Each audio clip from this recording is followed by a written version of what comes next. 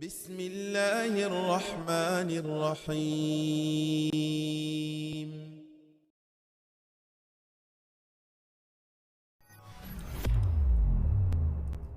بسم الله والحمد لله والصلاة والسلام على أشرف الأنبياء والمرسلين ومن تبعهم بإحسان إلى يوم الدين. Ассаламу алейкум ва рахматуллахи ва баракатух.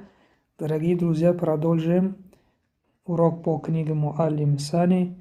И сегодняшняя у нас буква «Заль».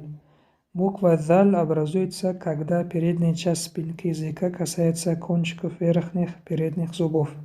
То есть кончик языка ставим между зубами. И упор делаем на верхние зубы во время произношения этой буквы. Читаем «за», «зи», «зу», «из», «муз», «хуз», «уз», «зуб». Буква «ба» с сукуном имеет свойство калкала. «Зуб», «зук». Буква «каф» тоже с сукуном имеет свойство калкала. «Зук», «зар», «мунзу», «изну», «базлу», «зикру», «зихну», «захаба», «мазхабу», «захала», «язхалу», «базала», «ябзулу», «азхаба», «юзхибу». Обратите внимание, как читается буква «за» и буква «заль». Читаем «акза'a», «акза'a», «базлу», «базлу», «зара'a», «зара'a».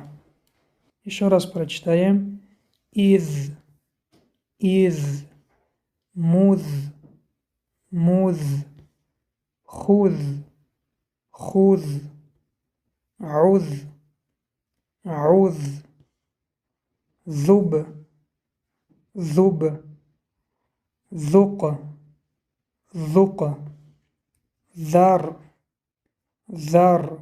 Рот читается твердо.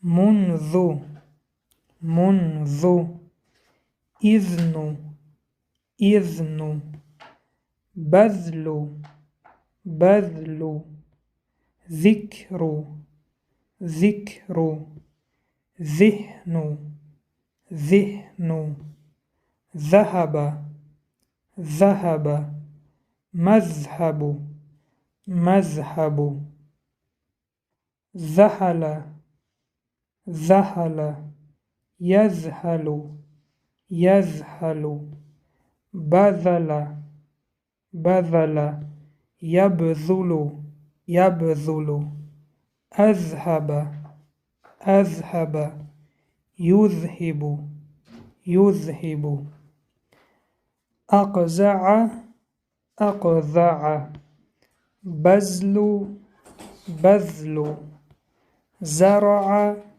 «зара'a». И теперь смотрим позиции и правописание буквы «заль».